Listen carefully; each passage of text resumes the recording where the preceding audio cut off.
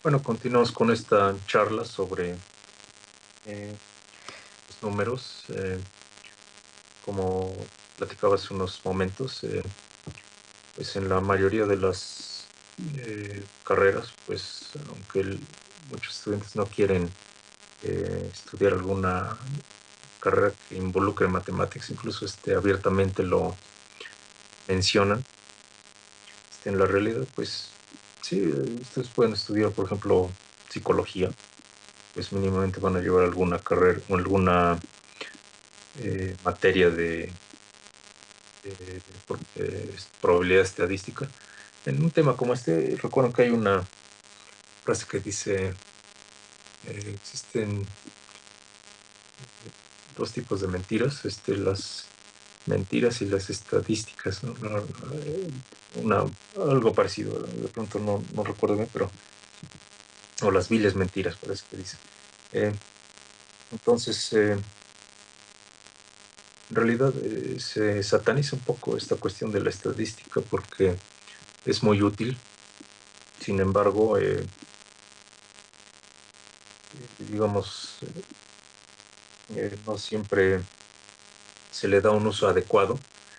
Por ejemplo, en las cifras que luego manejan los gobiernos, precisamente surge este tipo de desconfianza porque eh, dentro de todas estas cifras suelen dar aquellas que convienen más. Si una cifra muestra algo positivo, puede tratar de exagerarse y por ejemplo, los índices de violencia, delincuencia, feminicidios, etcétera, se pueden tratar de minimizar u ocultar, o como se dice, se maquillan las cifras. Entonces, la estadística sí, digamos, es útil, pero se tiene que hacer bien.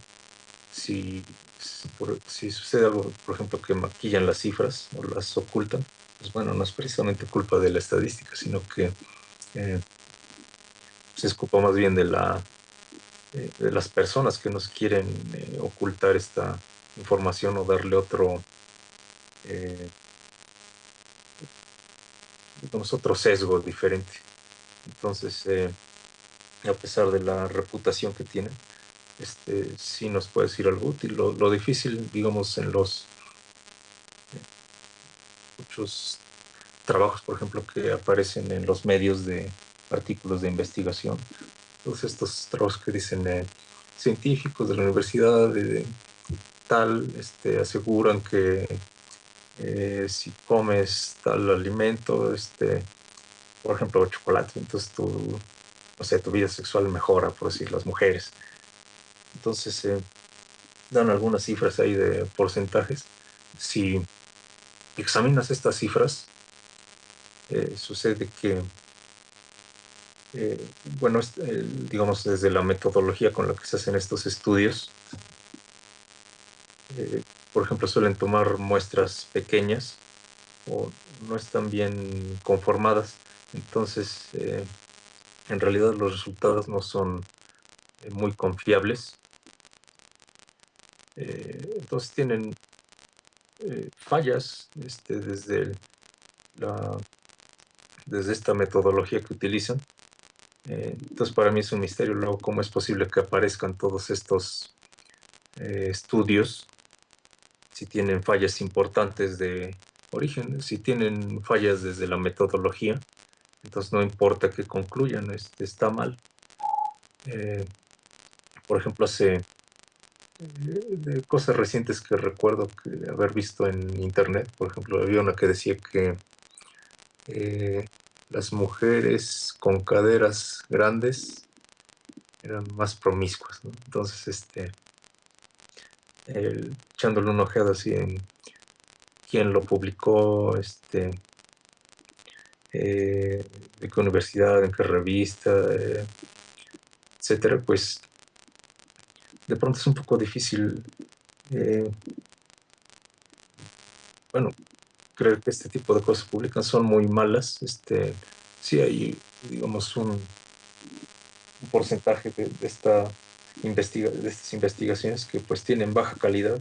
Por ahí vi una infografía y de esos que circula luego también en el Facebook, cómo distinguir la buena ciencia de la mala ciencia. Entonces, precisamente mencionaba este tipo de cuestiones, ¿no? Que tienen eh, un título rimbombante, ¿no? O amarillista, podemos decir. Como mencionaba, pues tienen una muestra pequeña o eh, no es representativa, ¿no? Como se dice en la jerga estadística. Entonces, simplemente una cuestión como estas, vemos que eh, no es muy creíble lo que sacan en estos medios. Entonces, eh, se debe tener cuidado al leer todas estas noticias, notas, pretendidos trabajos de investigación que pues, no necesariamente tienen una buena calidad. Y bueno, también podremos fijarnos en otras cuestiones. Por ejemplo, eh, ¿qué tanto podríamos creer lo que dice un adivino, por ejemplo? Eh,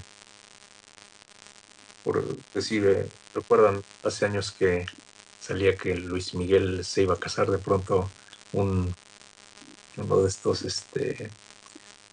astrólogos o numerólogos demás, de pronto salían cada año con eh, la misma predicción, entre comillas, ¿no? Que se iba a casar este año.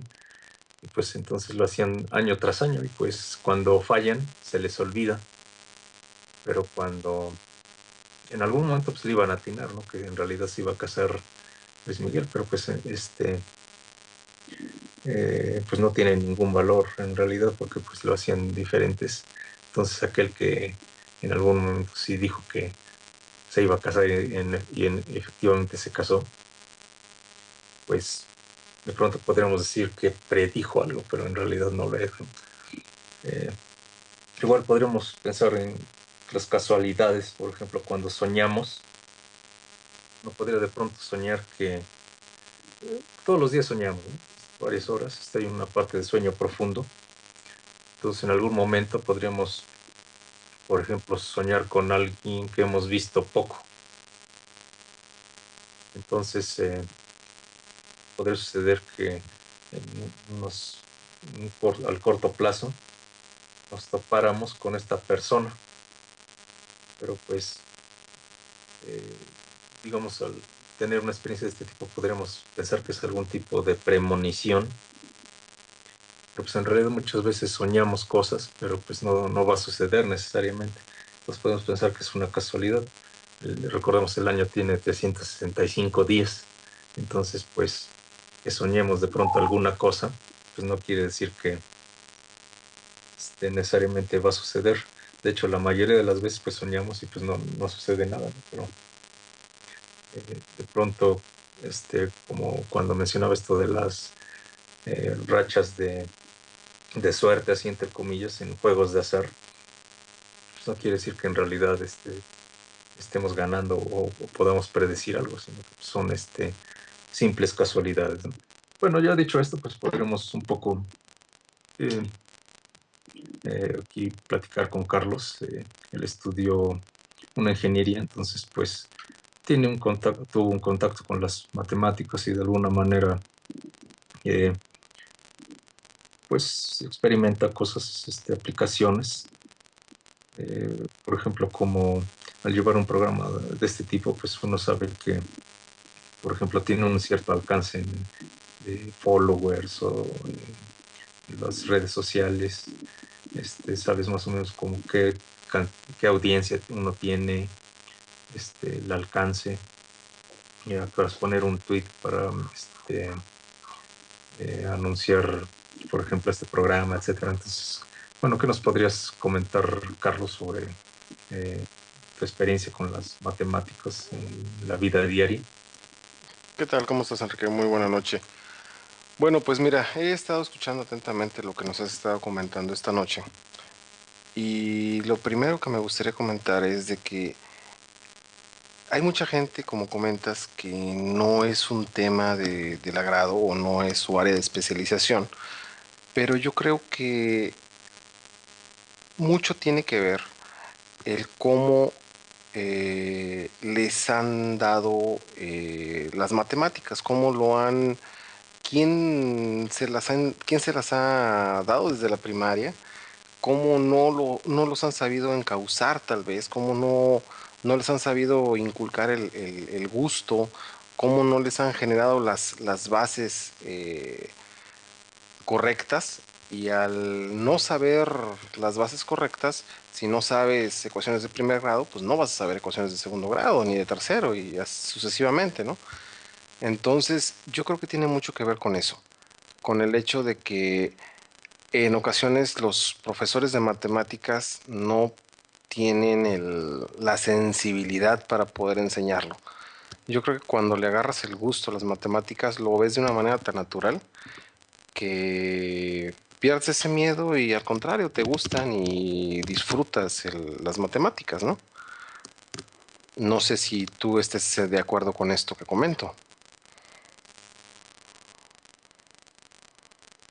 Enrique. Una noción que es poco extraña para eh, promedio de las personas es, por ejemplo, que digas que las matemáticas son bonitas, ¿no? La gente que se dedica a ellas o algún área así de ciencias, de física, ingenierías, sí le desarrollan un gusto por estas áreas, por manipular cantidades. Eh, a veces desde pequeños tienen alguna inclinación hacia estas áreas. O sea, por ejemplo, tú, ¿por qué te llamaron la atención, bueno, estudiar ingeniería o las matemáticas en algún momento? Bueno, pues yo creo que el área de ciencias exactas siempre fue como que mi área de oportunidad, o como que tuve la facilidad para ello. Para las físicas, matemáticas, yo creo que fue lo que más me llamó la atención. Este, y bueno, pues de ahí empezó, ¿no? De ahí empezó todo y te voy a ser sincero, al principio en secundaria, sobre todo en secundaria, sí batallé un poco, pero yo creo que batallé por los profesores que te satanizan las matemáticas y te dicen que es algo muy difícil, o te lo hacen ver como algo muy difícil y crean una Te barrera. amenazan con Sí, arte y todo. crean una barrera. Entonces, los alumnos, pues o sea, no te lo, pues sí, les tienes miedo, repulsión. Entonces, yo creo que, no sé, será falta de capacidad, será falta de que no tienen la pedagogía, de que no tenían la, el don de enseñar, o no sé, ¿verdad? Pero yo siento que cuando las matemáticas se enseñan de una manera adecuada y son hechas por terrestres, no, hasta donde sabemos no vienen de otros planetas ni nada de eso, pues yo creo que todo el mundo las puede entender, digo, siempre y cuando se enseñen de una manera adecuada, y tengas las bases. Y si no tienes las bases, bueno, pues empezar desde las bases, ¿no? Y hacerlo de una manera muy natural para que así se puedan entender, ¿no? Sí, hay un problema grave en toda esta cuestión. Cuando tuvimos el programa de la tecnología y la educación, pues precisamente mencionábamos que eh, la enseñanza tradicional, pues basada en la memorización, en la mecanización, pues eh, lleva a una escasa comprensión de en realidad para qué sirven, ¿no? Digamos que eh, qué importancia tiene el mundo moderno. O sea, por ejemplo, yo cuando llegué a dar clases, por ejemplo, de física, les, bueno, vamos a apuntar en el pizarrón, este, como cuántos aparatos de los que usamos a nuestro alrededor necesitan de alguna manera de matemáticas o física. Dice, bueno, ¿por qué no se hunde un barco? ¿Por qué vuelan los aviones? ¿Por qué no se caen? ¿Por qué no se derrumba un puente? ¿Por qué bueno, ¿Por qué no se infinidad cae de tu casa? Simple y sencillamente, sí, ¿por qué tu casa está arquitectura, en pie? ¿Por qué el asfalto de las calles en ocasiones dura tan poco tiempo? sí, todo ¿Por qué no se va el agua de cantidad. lluvia? El agua de lluvia, ¿por qué no se va? Digo, independientemente que estén tapadas por basura, pero ¿por qué en ocasiones es insuficiente? ¿Cuál fue el cálculo que se hizo originalmente para el dren fluvial? Cosas de ese tipo tan básicas o tan de todos los días que en las que están inmiscuidas las matemáticas, en todo, absolutamente en todo. No hay algo ahorita que compres, que diseñes, que utilices, que no se hayan utilizado las matemáticas como base en su diseño, en su implementación, en su fabricación, en todo, Y entonces absolutamente podemos en todo. concluir, digamos, en este segmento que pues eh, sí aparecen, son, digamos, a nuestro alrededor por todos lados, pero se reconoce poco, ¿no? Se entiende poco. Incluso aunque nos enfrentemos a ellas, de pronto las reconocemos poco como matemáticas, ¿no? Entonces, vámonos a música por lo pronto. Ok, regresamos.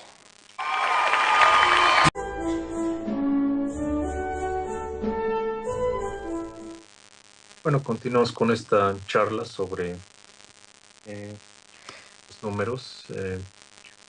Como platicaba hace unos momentos, pues en la mayoría de las carreras, pues aunque muchos estudiantes no quieren estudiar alguna carrera que involucre matemáticas, incluso abiertamente lo de violencia, delincuencia, feminicidios, etcétera, se pueden tratar de minimizar u ocultar, o como se dice, se maquillan las cifras. Entonces, la estadística sí, digamos, es útil, pero se tiene que hacer este, bien. Si sucede algo, por ejemplo, que maquillan las cifras o las ocultan, pues bueno, no es precisamente culpa de las cifras que luego manejan los gobiernos. Precisamente surge este tipo de desconfianza porque eh, dentro de todas estas cifras suelen dar aquellas que convienen más. Si una cifra muestra algo positivo, puede tratar de exagerarse y por ejemplo, los índices, ¿no? Una, algo parecido, de pronto no recuerdo bien, pero, o las viles mentiras, parece que dice. Eh, entonces, en realidad se sataniza un poco esta cuestión de la estadística porque es muy útil. Sin embargo, digamos, no siempre se le da un uso adecuado. Por ejemplo, mencionan, en la realidad, pues sí, ustedes pueden estudiar, por ejemplo, psicología, pues mínimamente van a llevar alguna carrera o alguna materia de probabilidad estadística. En un tema como este, recuerdo que hay una frase que dice, existen dos tipos de mentiras, las mentiras y las estadísticas, ¿no?